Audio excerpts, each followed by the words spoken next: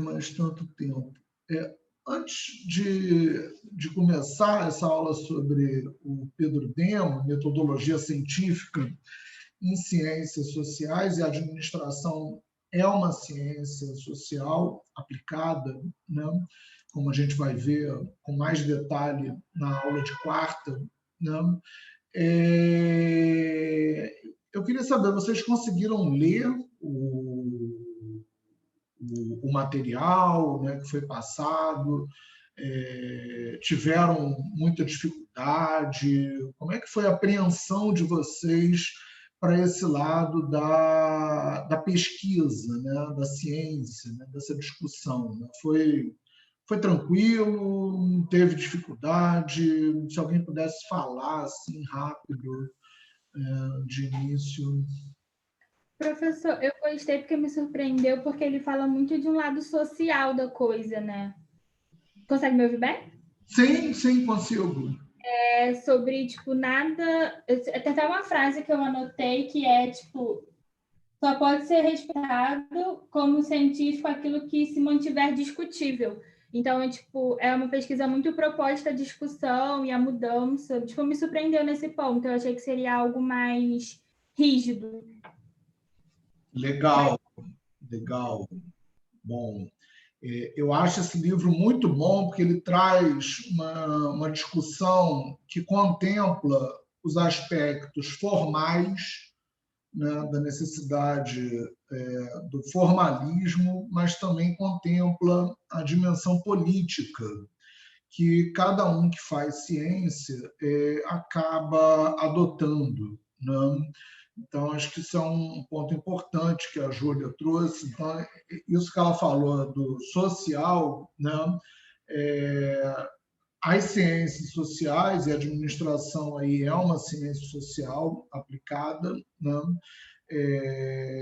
Acaba tendo essa vertente, né, da dimensão política, né, como uma qualidade da pesquisa, né? Então, isso é um aspecto bastante importante que a Júlia salientou. Eu preparei, de início, um slide, deixa eu admitir o Arthur aqui, para a gente pensar, que é o seguinte: ele começa a falar, logo na introdução, que metodologia é o estudo dos caminhos, né, dos instrumentos usados para fazer ciência, né? Então, como eu falei na primeira aula, o que vocês vão ter no final do curso é a realização de uma pesquisa, né? Vocês vão estar fazendo ciência num patamar inicial, que é a monografia de graduação.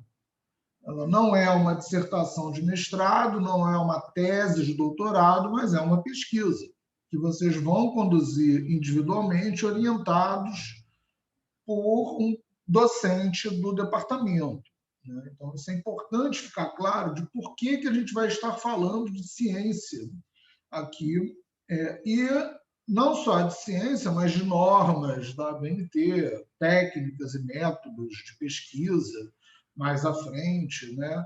Mas primeiro é preciso ter essa dimensão geral, né?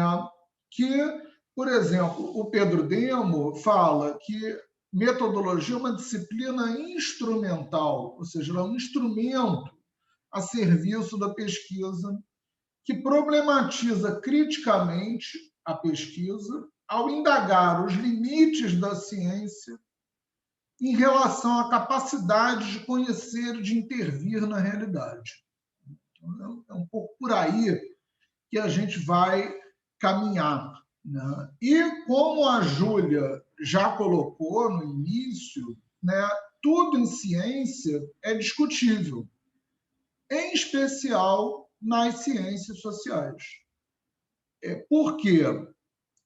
Há uma necessidade inacabável da pesquisa, porque nós nunca, como pesquisadores, esgotamos a realidade, ou porque nós sempre podemos questionar a maneira como nós tratamos a realidade.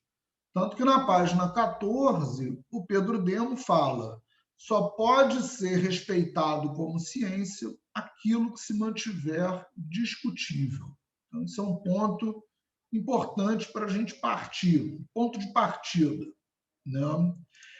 Aí, logo depois, ele vai falar da pesquisa, né?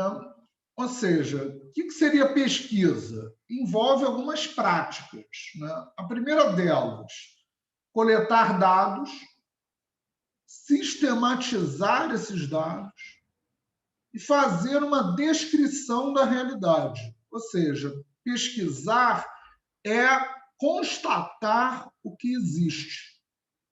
Isso seria um ponto. Outro ponto que ele destaca: estudo e produção de quadros teóricos de referência que estariam na origem da explicação da realidade.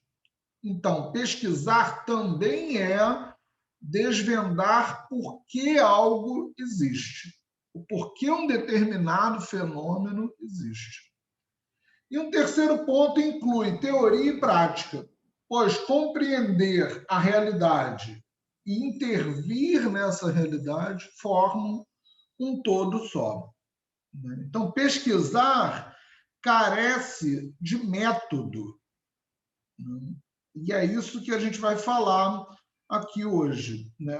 Da metodologia, ou seja, da intenção da discussão problematizante, começando pela repulsa de que a realidade se reduz à face empírica, ou seja, aos dados somente. E essa discussão problematizante da metodologia é diferente dos métodos e técnicas que nos levam a tratar essa realidade empírica.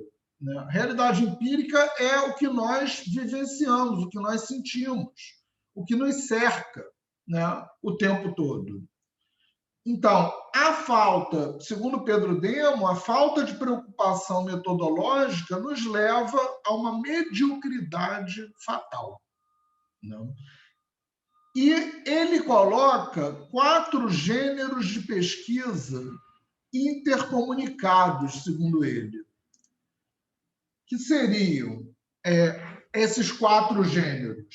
O primeiro deles, que a pesquisa teórica, ou seja, a pesquisa teórica envolve a formulação de quadros de referência, o estudo de teorias e o burilar conceitos no vocabulário dele.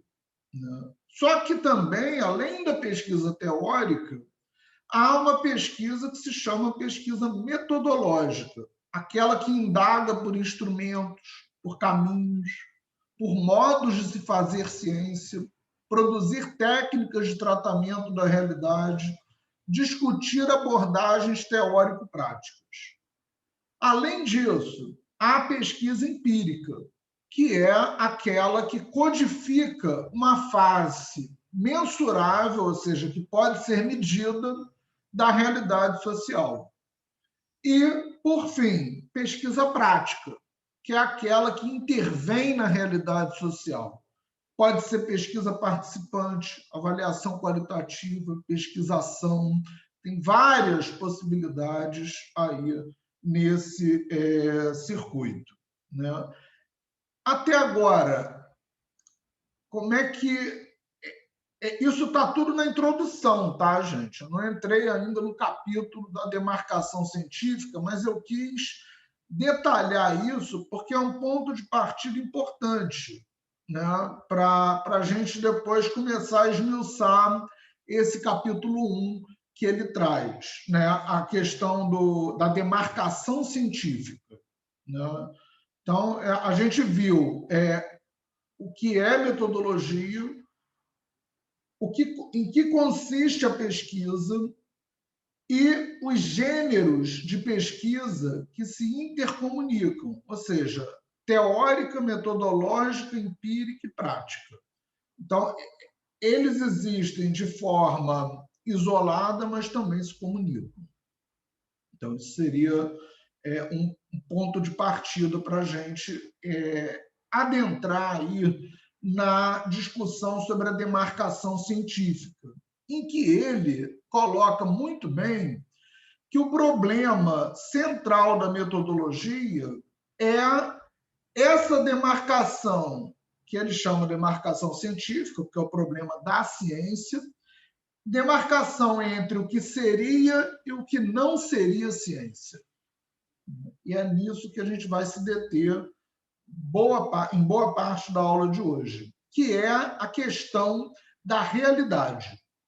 Ou seja, dependendo da concepção de realidade social, vai variar o método de captação que é posterior a essa concepção de realidade social. Então, a realidade social seria o quê? Um processo histórico, em que a mudança é tida como algo natural, para ele existem estruturas e o processo histórico possui condições objetivas e subjetivas. E aí ele entra nos critérios de cientificidade, que seria a primeira parte, grande parte do capítulo, que não seria ciência a ideologia nem o senso comum, mas, ao mesmo tempo, ele sinaliza que não existem limites rígidos entre eles. E aí eu fiz essa ilustração bem fajuta, né? Que tenta... fajuta porque a minha capacidade ilustrativa é bem limitada. Tá? Então, assim, basicamente, eles se retroalimentam, né? A discussão é um contínuo interpenetrado, segundo ele fala, né? Entre senso comum, ciência e ideologia. Então, ele fala de critérios de indistinção para definir o que seria o senso comum, pegando esse lado esquerdo aí da figura tosca que eu fiz. Né? O que seria o senso comum? Isso ficaria bem legal no quadro negro, né? Aquele quadro branco, para rabiscar e tudo. Enfim, eu não tenho essa habilidade ainda, gente. Estou tentando. Então, o senso comum ele seria um conhecimento acrítico, imediatista, crédulo, com falta de profundidade, de rigor lógico, de espírito crítico. Só que o senso comum, olhando assim, parece que ele é só negativo. Ele não possui apenas negatividade. Por quê? O saber comum organiza o cotidiano da maioria das pessoas. Então, o lado positivo dele, segundo o Pedro Demo, é o bom senso, o fato dele ser simples, inteligente, sensível ao óbvio, mas que pode ser visto como uma negação da ciência. Por outro lado, partindo para o extremo oposto, quando a gente fala da indistinção da ideologia, a gente se refere ao caráter justificador de posições sociais vantajosas, ou seja, tido como tendenciosa. Né? Tanto que todo mundo que fala você está sendo ideológico, está querendo dizer que você está sendo tendencioso a um determinado ponto de vista. Ou seja, está dizendo que você não encara a realidade como ela é, mas como gostaria que ela fosse, dentro de interesses determinados. Então, a ideologia seria uma espécie de sombra do fenômeno do poder que lança a mão da ideologia para justificar. Então, o Pedro Demo dá o exemplo da religião, por exemplo. Religião é a ideologia, pois serve a posturas dominantes. Então, ideologia mais inteligente, quanto mais inteligente a ideologia, ela se traveste de ciência e tem no intelectual seu arquiteto típico. Então, nas ciências sociais, quando elas estão mais a serviço do poder, né, e a administração aí cai como uma luva, né, porque é uma ciência social aplicada a organizações onde o poder é desenvolvido. Né? Só para fazer um paralelo aí com o nosso curso, né, com o nosso objeto preferencial. Né? Então, quanto mais a serviço do poder, organizando técnicas de controle social, do que a serviço da emancipação dos desiguais. Então, seria um componente ideológico. E nas ciências sociais, o fenômeno ideológico é intrínseco, ele é pertencente, porque está tanto no sujeito quanto no objeto. Porque não existe história neutra, nem ator social neutro. É possível controlar a ideologia, mas não suprimir a ideologia. Então, a ciência ela tem tanto senso comum quanto ideologia. Por que ela tem senso comum? Porque se conseguirá dominar a realidade totalmente, ou mesmo discursar com conhecimento especializado de todas as suas facetas. E a ciência tem ideologia porque o conhecimento é influenciado por interesses, além de estar sempre num contexto de prática histórica contraditória. Né?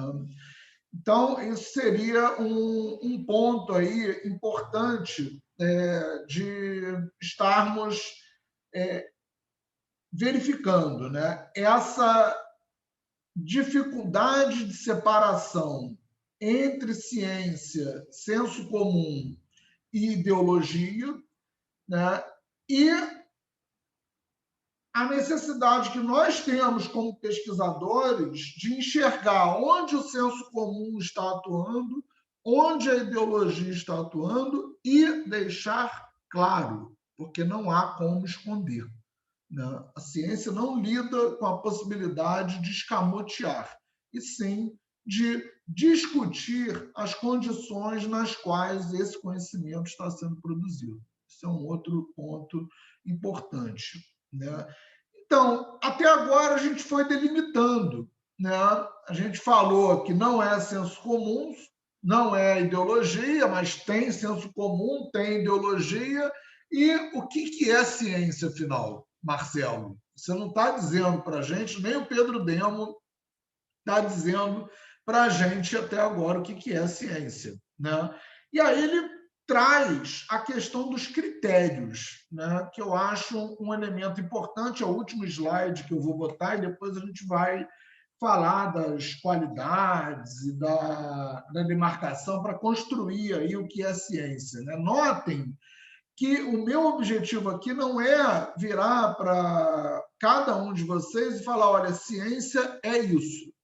E nem vou pedir isso na prova. Né? Vocês vão notar que ciência é uma construção sócio-histórica feita por determinados praticantes, chamados cientistas, dentro de um campo específico, né, que é a ciência, de um modo geral. Né? Então, essa é a forma como eu vejo a ciência.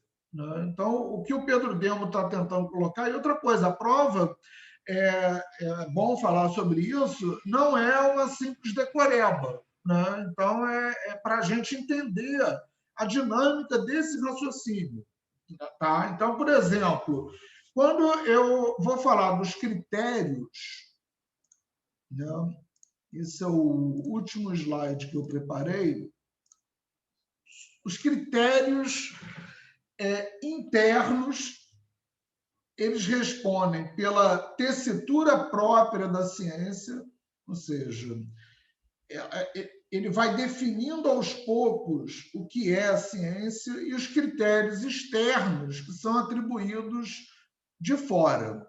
Então, internamente, né, a visão é de coerência, ou seja, coerência seria o quê? Uma propriedade lógica. Ou seja, a ciência é marcada pela falta de contradição, pela argumentação bem estruturada, por um corpo sistemático e bem definido de enunciados, pelo desdobramento do tema de modo progressivo e disciplinado, com começo, meio e fim, e pela dedução lógica de conclusões. Né? Isso seria o que eles chamam de coerência. Obviamente, eu não vou perguntar a vocês na prova o que Pedro Demo acredita ser coerência. Né? Até porque, já antecipo, a prova vai ser múltipla escolha. Né? Então, ela não vai ser discursiva. Né? Já adianto de antemão. Né? A consistência é outro critério interno, que seria o quê? A capacidade de resistir a argumentações contrárias, que se liga à atualidade da argumentação. Então, se você cai no primeiro argumento contrário, você não é consistente. Isso não significa que você deve ser teimoso frente às evidências. É outra coisa.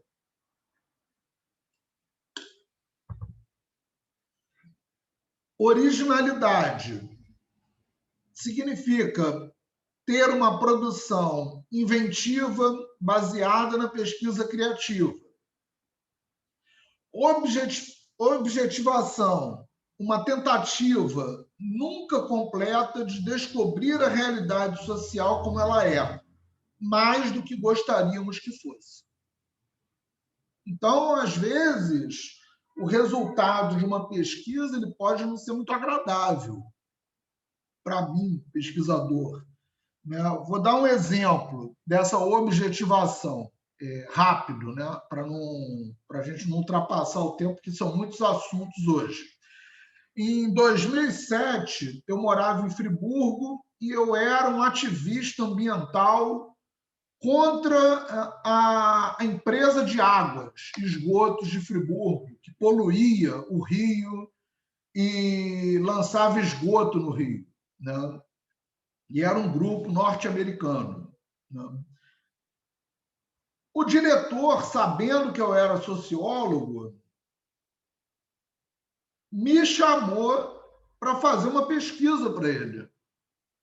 Ele falou assim, aí entra um dilema moral, porque eu era ativista. E ele falou assim, eu poderia contratar o Ibope, poderia contratar o Datafolha, mas eu vou te contratar porque, como você é contrário à nossa presença aqui na cidade, eu vou considerar mais a sua opinião do que a desses institutos.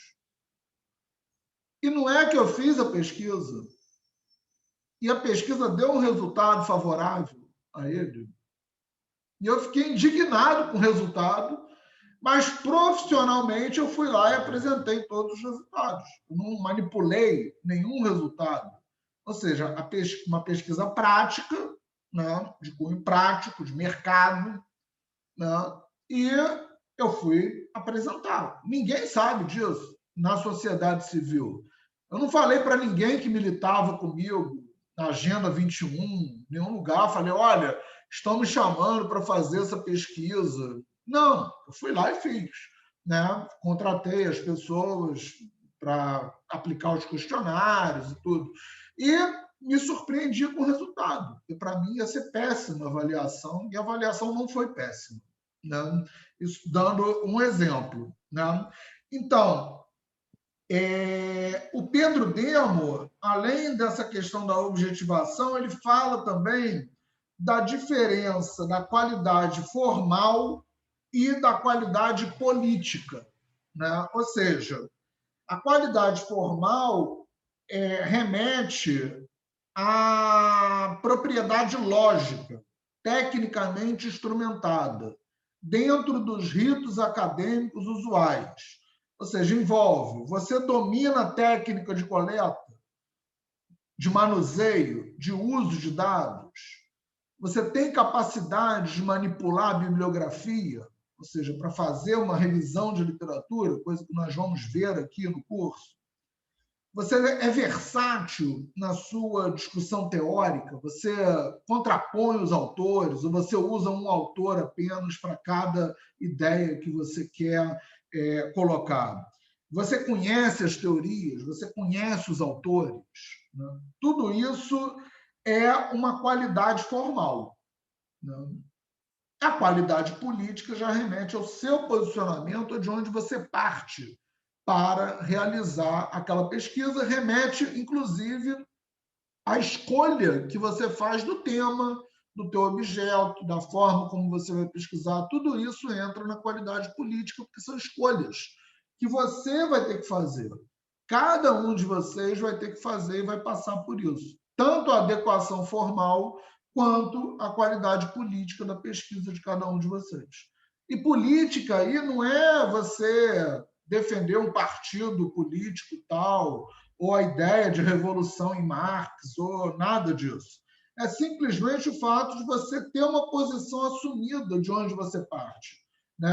Vou falar para vocês. Teve uma aluna que eu orientei que ela fez uma monografia sobre a estética da mulher preta como forma de emancipação. Então, ela pesquisou o cabelo, né? Ela pesquisou embelezamento feminino da mulher preta e o cabelo como instrumento político. Né? E ela justificou na monografia: olha, eu escolhi porque eu sou uma mulher preta, né? E eu vivo isso, né? E eu quero pesquisar isso. Então, há um posicionamento político. É isso que eu estou querendo falar sobre posicionamento político. E não uma preferência partidária, por exemplo, para não pairar nenhum tipo de dúvida aí quanto a essa qualidade política. Né? E nos critérios externos, né, ele destaca a questão da intersubjetividade, ou seja, a opinião dominante da comunidade científica em determinada época e lugar, e daí, dessa opinião dominante, decorrem a comparação crítica, a divulgação, o reconhecimento generalizado. E o Pedro Demo, ele fala, ele combate o relativismo, mas ele defende a relatividade histórica. Né? Então, esse seria um ponto inicial, quando ele fala da questão dos critérios de cientificidade. Né? Repare que ele vai, agora, nessa parte, ele vai entrar mais a fundo na demarcação científica, destrinchando essa diferença entre a qualidade formal e a qualidade política. Né? Por quê?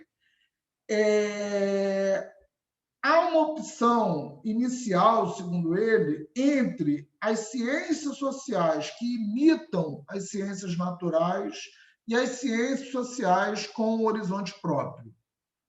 Então, ele tenta eliminar essa dicotomia. Por quê? Para ele, a realidade social é, em parte, natural, objetivamente dada, e, em parte, um fenômeno próprio que é subjetivamente construído pelo ator político humano. Então, ele sinaliza um predomínio da postura formalizante clássica, voltadas para a quantidade, demarcando uma postura empirista e positivista. A gente vai ver isso com detalhe um pouco mais à frente, o que seria esse positivismo que prevalece, que seria exatamente a busca por uma objetividade acima da subjetividade. Né? Ou seja, interessa somente o que é empírico, testável, operacionalizável, podendo chegar ao extremo de considerar real apenas o que é empírico. E isso leva a uma ditadura do método, ou seja, a ciência vista como instrumentação técnica de teor formal a fim de dominar a realidade sem discutir essa realidade, porque essa discussão seria coisa de político. Isso leva a um distanciamento dos conteúdos e uma tarefa separada num reino lógico e matemático, quase que asséptico, ou seja, sem cheiro e frio. A ciência deve ser neutra, pois a realidade é objetiva. Ou seja, científico é aquilo feito com método. Esse signo formalizante da ciência se depreende, sobretudo, na produção tecnológica. Ou seja, a tecnologia ela se descola dos conteúdos históricos, o que tem levado a progressos em fins perversos, como a guerra, a destruição ecológica, a comunicação manipuladora. Ainda assim, não é defeito, segundo Pedro Demo, o cientista ser competente na forma. Então, assim, o que não dá é para você exagerar na forma e esquecer, não do conteúdo, mas do aspecto político. Por quê? É a qualidade política que coloca a questão dos fins, dos conteúdos, da prática histórica. Coloca em questão o treinamento técnico em benefício da formação, no sentido de gestar atores políticos comprometidos com histórias menos desiguais. Ou seja, do que vai valer a nossa pesquisa se nós estivermos contribuindo para o aumento da desigualdade, por exemplo, né? Que é o aspecto talvez mais marcante que nós temos nas sociedades contemporâneas, né? Essa qualidade política se traduz numa dimensão substancial da realidade, visualizada através do termo qualidade, englobando dimensões humanas que não se reduzem a expressões materiais. Expressões como cultura, educação, mundo simbólico, arte, ideologia, mas tem também como conteúdo específico o fenômeno participativo. E por que não? Uma postura ética frente a essa realidade, frente aos participantes da pesquisa que vocês irão desenvolver, ou que eu desenvolvo.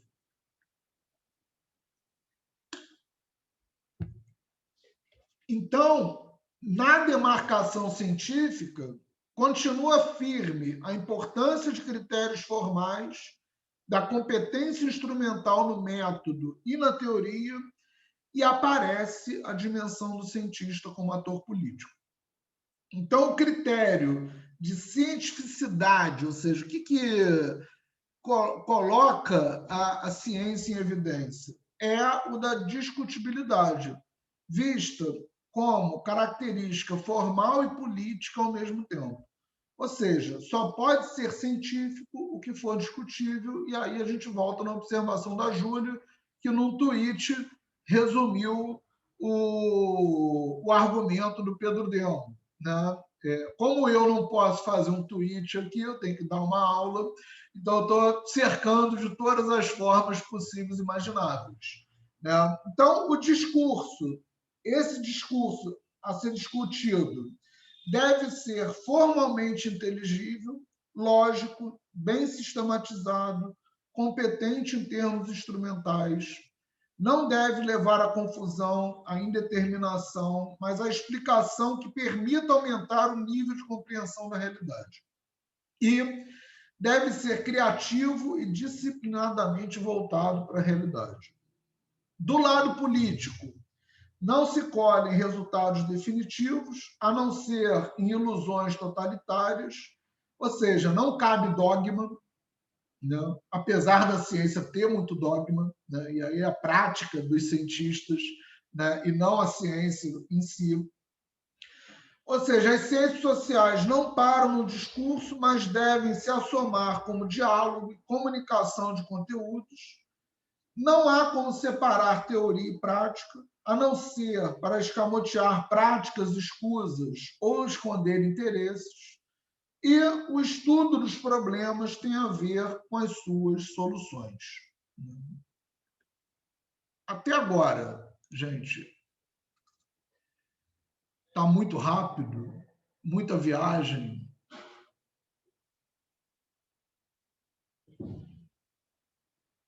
Para mim tá ok, estou achando bem coerente com o texto, assim. Eu não lembro de tudo, mas se eu está falando, eu estou lembrando do texto, tá ok para mim.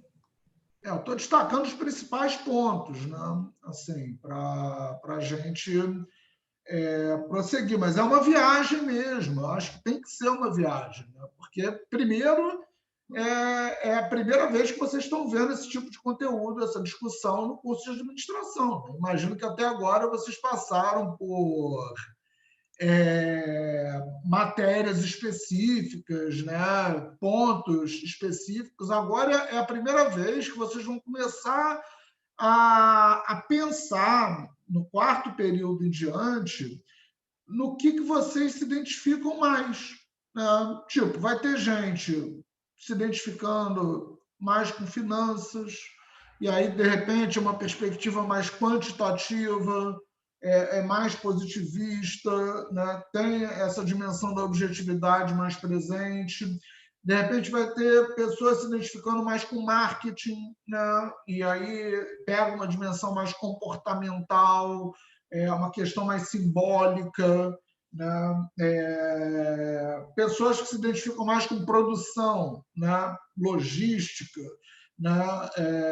RH, que é mais ciência social, ciências humanas, psicologia, né? Ou a minha área, né? Estudos organizacionais, né? A forma de se organizar, como é que as pessoas se organizam hoje em dia, né? Então, acho que tem, a partir de agora, que vocês começam a fazer essas relações, então, essa demarcação do que é ciência, dos critérios, e dessa discussão sobre a possibilidade de discutir que te coloca nesse patamar. Por exemplo, a monografia de vocês ela é lida por um professor. Né? Então, esse professor ele vai discutir aquilo que você escreveu, sob orientação de um outro professor. Né? Isso já é uma discussão inicial. Né? Em outros momentos, a sua monografia pode servir de discussão para outros diálogos. Né? Você pode apresentar ela em algum evento, né? Tipo a SIAC, né? É um evento da UFRJ que conta com as apresentações de pesquisa. As monografias são apresentadas usualmente para os alunos e professores que querem, obviamente, né? Não são obrigatórios, nesse tipo de evento. Aí você vai apresentar e você vai ter questionamento de outros professores, de outros alunos. Né? Então, isso é reforçar a ênfase na discutibilidade, né? do trabalho científico. Né? E eu estou colocando aí um trabalho num tempo inicial de maturação, que é a monografia de graduação. Né? Obviamente que tem aí isso, não vai ser o mesmo grau de exigência de uma tese de doutorado. Né? Então, são graus diferentes. Aí. Mas eu acho interessante isso. Aí, o Pedro Demo, voltando no texto, ele vai falar da questão do objeto. Né? Vocês vão ouvir falar muito disso numa visão que eu julgo mais até tradicional da ciência. Né? Porque o que seria essa separação do sujeito que pesquisa para o objeto que é pesquisado?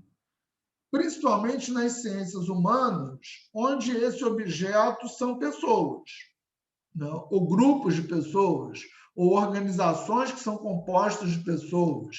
Daí a necessidade da gente discutir as questões éticas, né? Que eu espero ter um tempo no final dessa aula para a gente colocar o texto do Creswell. Né? Então, esse objeto construído, né, segundo o Pedro Demo, ele vai fazendo uma costura que busca contradizer o empirismo. Ou seja, como que ele contradiz o empirismo? Dizendo que a ciência trabalha com uma realidade construída, ou seja, numa posição intermediária entre o objetivismo empirista, que impõe o objeto ao sujeito, ou seja, os dados estão na realidade, bastam ser coletados, e o relativismo subjetivista, que inventa a realidade. Então, ele tenta colocar essa realidade construída entre esses dois extremos. Por quê? Para ele, os conceitos científicos são construções sobre a realidade. E aí a gente tem, talvez, no texto, uma primeira definição do que é ciência, né? Em que ele fala que a ciência é somente um modo possível de ver a realidade, nunca um modo único e final, que possui o lado da descoberta daquilo que se pode conhecer mais e melhor, bem como o lado do desconhecimento daquilo que está fora de interesse. Então, esse objeto construído significa uma relação diversa entre sujeito e objeto, a começar pela sua problematização, onde se substitui a objetividade por objetivação, porque é preciso controlar a ideologia, mas sem camuflar o fato de que faz parte da cena intrinsecamente. Então, o controle da ideologia está na discutibilidade. É feito pelo reconhecimento crítico e autocrítico de que todos somos inevitavelmente ideológicos e pela submissão de toda postura ideológica ao critério da discutibilidade. Então, é mais fácil controlar aquilo de que se tem consciência crítica e autocrítica, da mesma forma que é mais fácil contrapor-se a ela no caso de adversários. Então, sempre que essa acusação é feita, né, isso é ideológico, né, dá vontade de perguntar, e o que não é? O que não é ideológico? Ou quem não é ideológico? Né? Quem é só a ciência? Quem é só senso comum? Né? Então, é algo que a gente precisa pensar, ou seja, é a discutibilidade que permite controlar a ideologia, assumindo a crítica e a autocrítica. Então, o diálogo é uma fala contrária entre dois atores que se comunicam e se confrontam, como ele fala na página 29.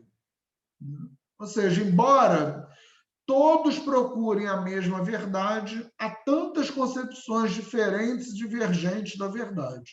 Então, não é possível ver a realidade sem um ponto de vista, sem um ponto de partida, que é o ponto do sujeito, não da realidade.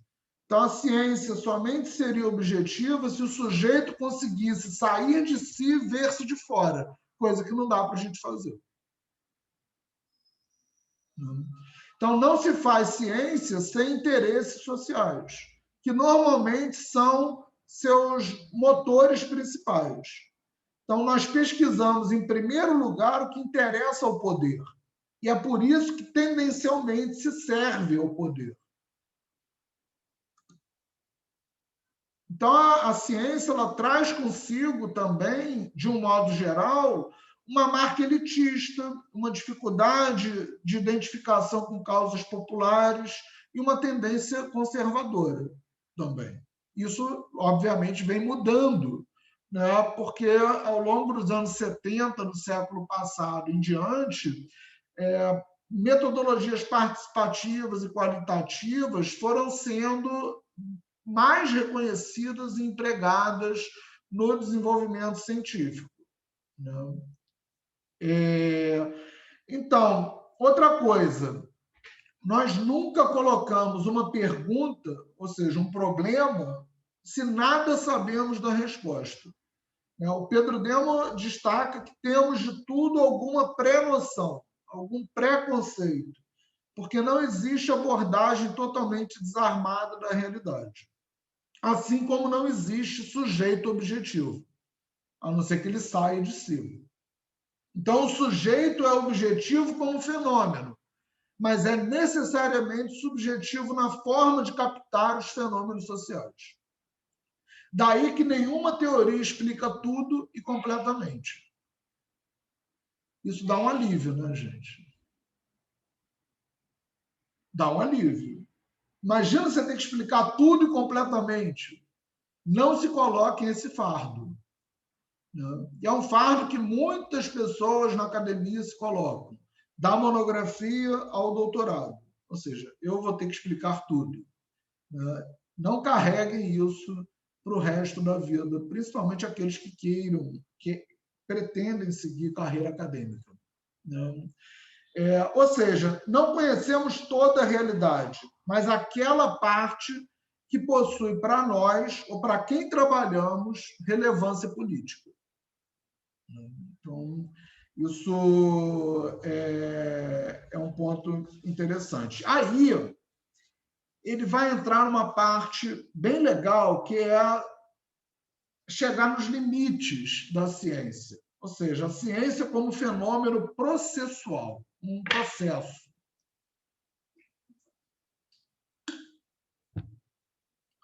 Então, a qualidade formal pressupõe um arcabouço objetivo que subjuga o pensar a leis imutáveis na forma, capazes de gerar verdade, pois não depende de ideologia e do processo de formação histórica. Isso gera princípios como identidade, dedução e tautologia, que seria uma metade da metodologia. Agora, a outra metade é um fenômeno processual histórico na sua prática contraditória. Ou seja, não podem ser reduzidas a mero fenômeno de poder e não são determinadas, mas condicionadas socialmente. Então, a demarcação científica varia naturalmente na história. O que tínhamos por científico pode ser posteriormente reconhecido como superado. Então, algumas propriedades intrigantes são derivadas da marca social nas empresas. Né? Primeiro, o seu estudo não garante o resultado pretendido. Vide a pesquisa que eu fiz lá em Friburgo em 2007. Né? Ou seja, a ironia, a ironia de ser um tratamento tendencialmente apenas teórico da prática histórica. E terceiro, distanciam-se sobremaneira do cotidiano. Então, as ciências sociais guardam em si um projeto conservador de sociedade, por mais que existam horizontes processuais nas quais possam ser transformados em motores efetivos de mudanças sociais relevantes. Então, entender esse caráter conservador é fundamental. Ou seja, quando a gente faz pesquisa em administração, o que a gente quer? A gente quer mudar ou conservar? Esse é um ponto interessante. Né? Nada contra querer conservar, mas é um ponto de entendimento. Né? E aí o Pedro Demo coloca alguns limites das ciências sociais, de ordem lógica e social, cuja metodologia, quando for, isso a gente vai ver um pouquinho mais à frente, ainda com Creswell, com mais detalhe, precisa reconhecer crítica e autocriticamente que, e aí ele dá uma lista, né? Tem umas 12, 15, deixa eu ver para vocês acompanharem, onde que está isso? Aqui, na página 36, início da 37 do livro. Né?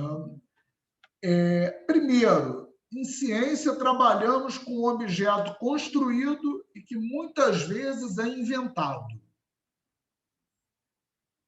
Não é ficção, mas é inventado. O pensamento nunca esgota o pensado. A realidade analisada é sempre mais rica que a análise. A ciência é também produto social. Nunca é maior ou melhor do que a mão que o faz. Leva a marca do homem, contém artificialidades, sofisticações rebuscadas e modismos conjunturais. A ciência vacila entre o absolutismo das discussões fechadas e o relativismo das discussões convencionalistas.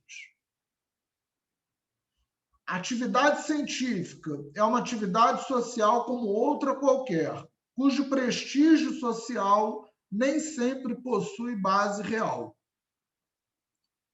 O primeiro passo de qualquer abordagem é gratuito. É inútil provar dialeticamente que a realidade é dialética, porque um termo supõe o outro. Não podemos mais que tomar consciência disso hermeneuticamente, ou seja, através do discurso. A ciência está sempre na iminência de se tornar, sobretudo, justificação social do cientista. Pode deixar que eu não vou pedir essa lista toda para vocês, não. A ciência não gera certezas cabais, seja porque precisa reconhecer sua ignorância diante de uma realidade que lhe escapa, seja porque certeza cabal é pura ignorância. Outra, o consenso científico é mais fácil na negação, ou seja, naquilo que não é ciência. O que ela é sempre será algo discutível, para poder ser também objeto científico. Entenderam por que não ter uma definição em uma frase do que é ciência? Porque, para ser discutível, não necessariamente a gente tem que ter uma definição única. Não. A ciência possui seus ritos, condensados, sobretudo, na intersubjetividade, que pode tender a ser mais prescritiva do que instância de promoção da criatividade. Falta pouco. Só podemos chegar à objetivação. O cientista social é alguém que também se orienta basicamente pelos seus interesses. Quer vender suas ideias, sua imagem, faz carreira, prescreve, marginaliza os não iniciados ou não alinhados, usa o saber para se justificar e se valorizar. Enfim, é perfeitamente mortal. Mais um limite. O cientista social tem seus ídolos, que muito mais aceita do que critica. Aprecia um tipo de imunidade típica, colocando-se acima da avaliação social como único avaliador competente, com vistas a não ser avaliado. E o último, a pretensa superioridade da atividade científica não é uma proposta científica, mas decorrência do elitismo, que pode ser extremamente lógico em suas propostas de influência e ocupação do espaço político. E aí ele encerra o capítulo da demarcação falando da crítica e da utopia. Ele encerra bonito.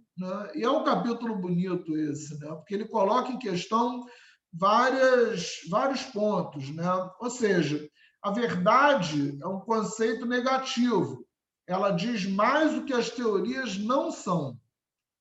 A crítica é precisamente a necessidade histórico-estrutural de alternativas que busca criar outros espaços, menos limitados, sobretudo as transformações históricas que o ator político se coloca como relevantes. Então, um cientista não faz a ciência, mas oferece apenas um enfoque, um ponto de vista, uma interpretação, já que ele próprio não passa de um cientista. Manter-se discutível assim é precisamente manter-se em movimento, adotar o vir a ser como um modo de ser. Então, existe tensão tipicamente dialética entre teoria e prática. Por quê? A prática só pode ser parcial por estar dentro de condições históricas, objetivas e subjetivas. E a teoria tende a ser absolutizante, como qualquer conceito que imagina valer para todos os casos concretos, independente de espaço e tempo. Então, na demarcação científica, devem entrar critérios teóricos e práticos, com a mesma força. O que está contido na ideia teórica e prática da discutibilidade em sentido crítico e autocrítico. Então, numa realidade problemática, a coisa mais simples é levantar problemas, que é o primeiro passo para qualquer pesquisa. já adianto. Logo, no movimento da crítica deve estar embutido, por coerência lógica e social, a autocrítica. Então, a discussão crítica aparece como alma do esforço científico. A ciência como utopia, proposta perfeita de descoberta da verdade, presença irrealizável dentro da realidade, ou idealização que faz parte do seu potencial renovador. E a precariedade da construção científica, que se presta às maiores banalidades, às convicções mais ingênuas, às teorias mais altissonantes. Então, esse seria a demarcação científica para o Pedro Demo. Né? E é interessante que uma coisa com a maturidade, né, que vocês morrem de medo, é de receber crítica. Né?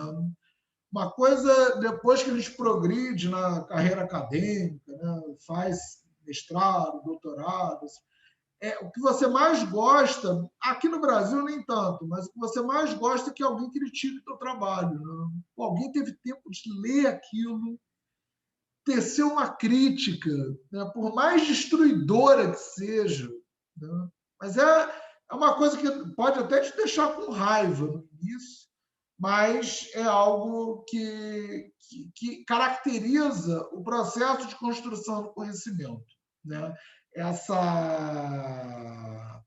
discussão pública, né, dos trabalhos acadêmicos. Né? E aí eu encerrei a demarcação, mas faltam as questões éticas do livro do Creswell. Né? Nossa, eu pensei que não ia dar tempo de falar sobre isso tudo. Eu liguei um acelerador aí, desculpe, gente.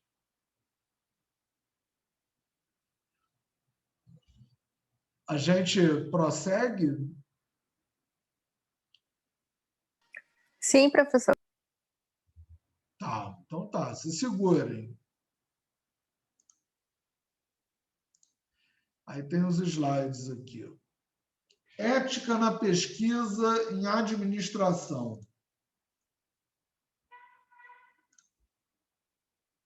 Bom, acho que dá para acompanhar. As questões éticas que o Creswell coloca envolvem a criação de um argumento a favor do estudo ou da pesquisa em questão. Né? Essa é a primeira coisa que ele coloca. Ou seja, você tem que dizer por que esse estudo é bom. Né? E aí depois a gente vai ver por que esse termo bom. Né?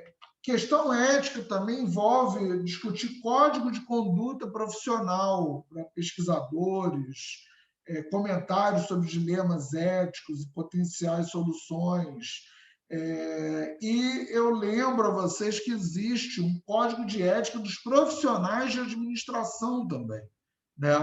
Se você entrar na página do Conselho Federal de Administração, vocês vão poder baixar o código de ética do administrador. Né? Lá, a ética diz respeito a tudo aquilo que pressupõe a capacidade que eu tenho de não prejudicar o outro. Fundamentalmente. Então, se eu não prejudico o outro, tendencialmente eu sou bom. Não? Então, a ideia basicamente é essa. Então, o Creswell, nesse livro que eu vou mostrar a vocês, né, projeto de pesquisa, né, ele divide as questões éticas entre as fases da pesquisa. Isso é legal porque a gente vai ver na semana que vem, não na quarta. Quarta a gente vai ter uma aula sobre se a administração é uma ciência ou não. Né? Mas na semana que vem a gente vai ter 2 aulas sobre projeto de pesquisa na visão da Vergara. E aí, antes do Natal, a gente vai encarar um capítulo do Creswell, né, para fechar o ano. Né?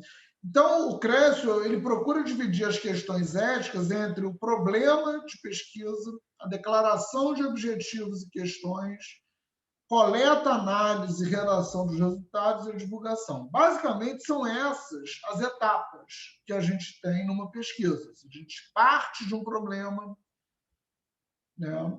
A gente desenvolve alguns objetivos.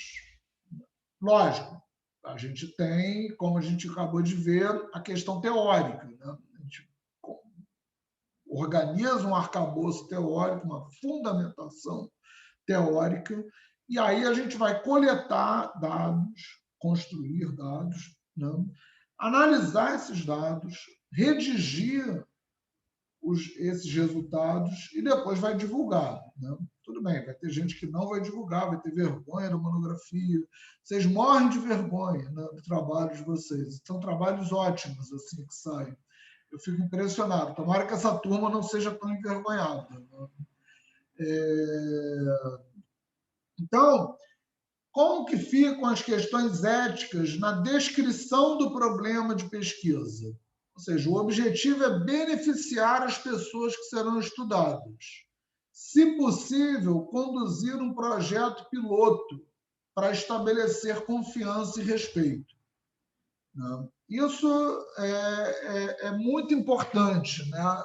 Que você não prejudique as pessoas que você vai estudar de forma alguma, mesmo que ninguém leia o trabalho de vocês.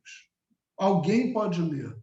Né? E se tratando de pesquisa em organizações, boa parte das informações que vocês coletam e constroem nos seus campos envolvem pessoas que podem ser prejudicadas de alguma forma. Então, vão ser informações dadas com termo de consentimento, ou seja, a pessoa tem que saber que essas informações vão ser usadas no trabalho, que você vai usá-las de forma anônima, como eu vou colocar mais à frente, né? Por exemplo. Isso tudo envolve uma dimensão ética da pesquisa. Quando a gente parte para os objetivos, ou seja, não pode haver um objetivo para os participantes da pesquisa e outro objetivo na mente do pesquisador. Ou seja, geralmente você apresenta o objetivo da pesquisa, né, para o seu entrevistado ou o grupo que você está pesquisando. Se a pessoa perguntar por que ninguém vai dar uma entrevista para você do nada. Você vai falar, olha, eu sou estudante do curso de administração da UFRJ, estou aqui fazendo a minha monografia do final do curso sobre pegar um termo que um professor de RH usou um dia desses numa palestra. O papel do feedback no processo seletivo. Né? Se vocês dão feedback para o candidato, se vocês não dão feedback para o candidato. Né? Enfim, você precisa esclarecer esse objetivo. E se tiver um patrocinador, que eu acredito que não vai ser o caso de vocês, ele deve estar presente também na hora de comunicar a pesquisa. Na coleta dos dados, né? Não colocar os participantes em risco, respeitar as populações vulneráveis. O Creswell, falando dos Estados Unidos, fala do IRB, né, que tem um formulário de consentimento informado. Aqui na FAC, a gente costuma adotar um termo de consentimento livre e esclarecido, né, no caso das entrevistas, por exemplo. Né? Outra coisa, obtenção de permissão das pessoas com autoridade. Né? Digamos que você vai pesquisar um supermercado, né? E precisa ficar lá entrevistando consumidores, como eu fiz no meu mestrado, né? Por exemplo. O gerente do supermercado tem que saber, ele é uma autoridade local. Você tem que indicar quanto tempo você vai ficar ali, impacto potencial, resultado da pesquisa. Outra coisa, respeitar os locais da pesquisa, deixando-os intactos. Continuando na coleta, aí não é o caso para a gente, mas o CRESO sinaliza que em estudos experimentais, né, coletar dados de forma que todos se beneficiem e não apenas o grupo experimental. É que nem a vacina, né? Teste de vacina da Covid. Né? Você tem um grupo que recebe placebo e outro que recebe a dose correta. O grupo experimental, né, é aquele que recebe a dose correta. O placebo são os outros. Né? Considerar meios para que haja reciprocidade entre pesquisador e participante, gerando colaboração e apoio. E prever que informações prejudiciais sejam reveladas, e assim proteger a privacidade dos participantes e transmitir a proteção a todas as pessoas envolvidas no estudo. Aí, quando você coletou os dados, quando você vai analisar e interpretar esses dados, o CRESO sinaliza uma outra série de questões éticas importantes, né? Ou seja, como que vai proteger o anonimato de pessoas, papéis e incidentes? Os dados precisam ser mantidos por um período de tempo razoável e depois destruídos. O sugerido são 5 anos. Tá? A proposta deve mencionar a questão da propriedade desses dados e discutir como ela será resolvida. Né? Acordos pessoais são bem-vindos. Evitar compartilhar dados com pessoas não envolvidas no trabalho, ou seja, com teu orientador, acordo pessoal. Por exemplo, nenhum professor vai ficar querendo armazenar dados de pesquisa de vocês, mas vocês precisam armazenar esses dados. Né? E, na interpretação, prestar contas das informações, né? De onde vocês tiraram essas informações. Ainda, agora, na redação e divulgação da pesquisa, não usar linguagem ou palavras preconceituosas contra as pessoas em razão de sexo, orientação sexual, raça, grupo étnico, deficiência ou idade, não suprimir, falsificar ou inventar resultados para atender às necessidades de um pesquisador ou de um público. Importante, prever repercussões com determinados públicos e não fazer uso dos resultados para criar vantagem de um grupo ou de outro. E liberar os detalhes da pesquisa com projeto de estudo para que os leitores possam determinar a credibilidade do mesmo. Bom, isso seriam as questões éticas, né? Que o CRESO levanta na página 76 a 81 desse livro aqui, projeto de pesquisa, que eu passei para vocês já cortadinho. Né? Ele divide muito bem, eu acho que é uma boa... Agora, para terminar, né, eu quero saber de vocês o seguinte, né? Foi quem que perguntou por e-mail? Teve um aluno que perguntou por e-mail. Deixa eu só achar aqui. Se for do trabalho, fui eu, professor João. Foi o João, né? Isso. João Vitor. Eu mesmo.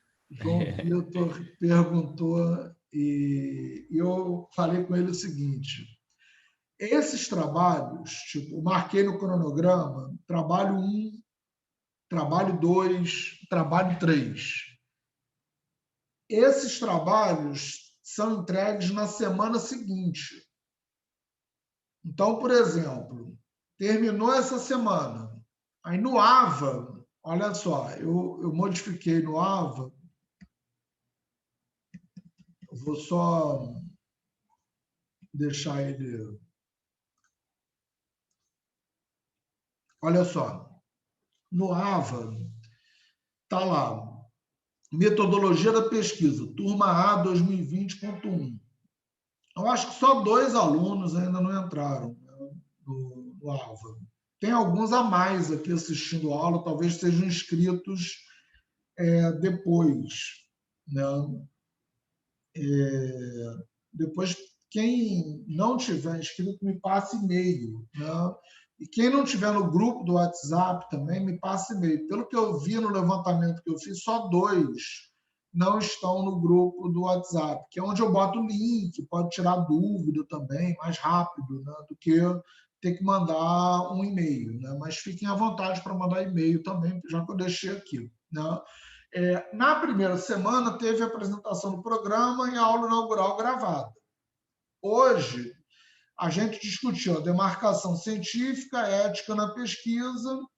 Quarta-feira, administração e ciência, é o texto de quarta. Trabalho 1, eu acrescentei aqui. Qual é o trabalho 1? O que é ciência? Administração é uma ciência. Desenvolver em no mínimo 1 e no máximo 2 páginas, entrega até 18 de dezembro. E isso já está na configuração do trabalho, né? Então, isso vale 2 pontos, né? O único prazo um pouquinho mais espremido é o da semana do recesso, porque na terceira semana não está visível para vocês, mas para mim já está todo organizado, eu vou liberando ele aos poucos.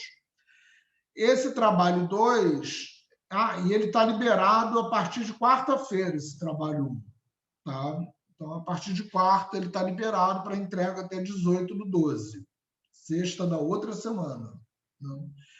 Esse aqui, da terceira semana, teria o trabalho 2, entrega até 22 de dezembro, né? Que é o dia antes do recesso. Parece que a gente vai ter um recesso em 23 de dezembro, né? Nesse calendário que está sendo estabelecido, né? Na quarta semana, que vai ser 21 e 22, a gente vai ter a aula 21, e o trabalho 3, a entrega até 8 de janeiro. Né? E só. Aí, no período assíncrono, vão ter 2 trabalhos em janeiro. Um na semana de 18 a 22 do 1, que eles têm que ser feitos na mesma semana, e o outro na semana de 25 a 29 do 1. Sendo que vão ter 2 semanas aqui em que vocês praticamente vão ler, né? Apostila de monografia, exemplos de monografia que eu já separei, normas de apresentação de trabalho acadêmico, norma de resumo. A monografia tem que ter um resumo, né? Então, seria isso, né? Eu não sei se eu tirei todas as dúvidas com isso em relação às avaliações de trabalho, né? Alguém tem alguma dúvida mais?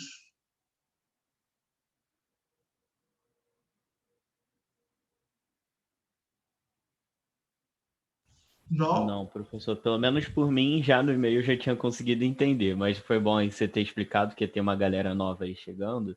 Então é bom que todo mundo agora fica por dentro de tudo. E alguém aqui não se inscreveu recentemente na disciplina?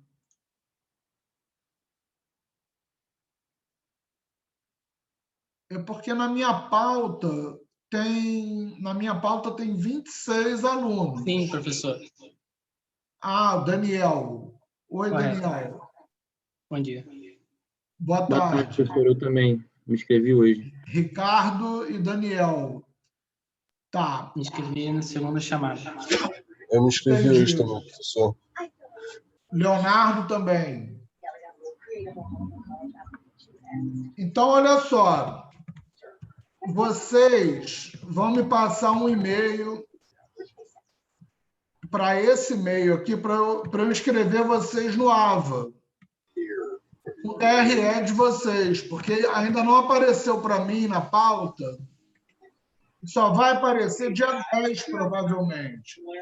Sim, a minha situação está efetivada, está concordada. Tá o quê?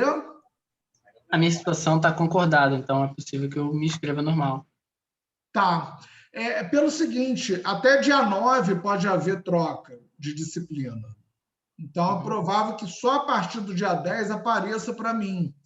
Né? Tá. E aí, para vocês terem acesso aos textos, ao material, programa da disciplina, cronograma, né? É legal eu já inscrever vocês no AVA diretamente.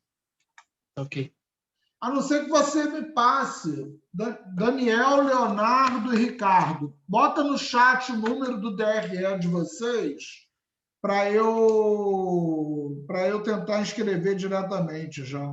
Ok.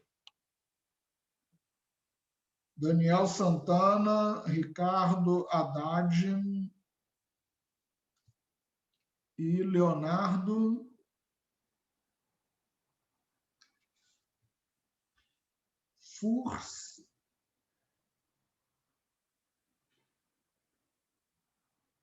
Furstenau. Gente, acho que por hoje é isso. Né? Se não tiverem nenhuma dúvida, conseguimos terminar esse textão em tempo recorde. Os outros eu vou com mais calma, né? Porque eu pensei que esse ia demorar mais, né? Mas eu quero a participação de vocês agora, não quero falar sozinho, não. Vocês vão ter que falar mais. Só a Júlia falou no início, deu o tweet dela e depois falou também durante. Ok. Ricardo Haddad. Daniel, bota o teu DRE no chat, Daniel. Já coloquei, professor. Não apareceu. Ué. Ah, no chat, perdão, no chat. No chat.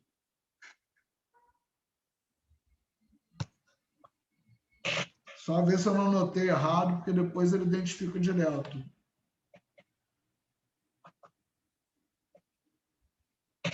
E aí, vocês gostaram hoje? Deu para acompanhar? Pô, achei bom, professor. Sim. Achei um conteúdo bem interessante, só que é meio denso, né? Pesado. É bom para processar, né?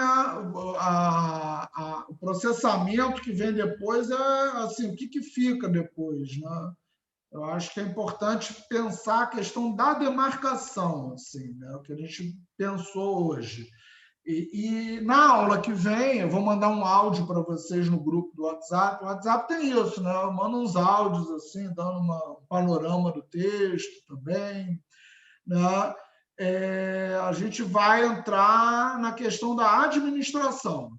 Tipo, a administração é uma ciência, né? É o que vocês vão pensar para quarta-feira, ler o texto, ouve o áudio antes, lê o texto depois, e a gente vai fazer uma discussão aqui na quarta mais dinâmica, né? Sem esse falatório todo meu, né? Porque para a primeira aula pode ser bom até para quebrar o gelo, mas é legal que vocês participem mais também. Tá? Então é isso. Vai ficar gravado. Eu vou. Vocês acham melhor o quê? Botar no YouTube ou subir o áudio? Subir o áudio é tipo, vai pro AVA só o áudio da aula? Só o áudio. Pô, eu achava que dava pra colocar o vídeo também, professor. Com o vídeo seria Acho melhor. melhor com vídeo também. Ah, é? Tá. O vídeo vai sair esses quadradinhos todo fechado aqui. Vocês não abrem câmera? Não tem problema. Deixa com o vídeo aí. Eu vou botar para o YouTube e aviso no grupo quando tiver subido, quando fizer o upload e botar no AVA também. Valeu, professor. Beleza? Beleza, professor. Bota uma Ok, capinha professor. bonita, né? Vou fazer um negócio bonitinho. Não vou deixar a cara de todo mundo aparecer, vou botar uma capa. Assim. Com o vídeo é bom, professor, porque quando você está compartilhando a Acompanha. tela, eu acho que a gravação vai focar no compartilhamento da tela, por exemplo. Isso, com certeza. Então, acho que vale a pena sim, principalmente para a galera que não conseguiu assistir, Beleza. conseguir pegar melhor. Ah, uma pergunta que eu ia fazer. Os slides que você utiliza durante a aula, você também vai colocar no AVA depois? Posso colocar. Beleza. Não tem problema, não. Coloco. Tranquilo. Valeu, professor. Então tá. Mais dúvidas, gente? Enquanto não. Então, quarta-feira nos encontramos. Né? 16h40. Beleza, professor. Boa noite. Até quarta. Valeu, Mais professor, uma até agora. quarta. Tem que preparar Valeu, um café. professor. Obrigada.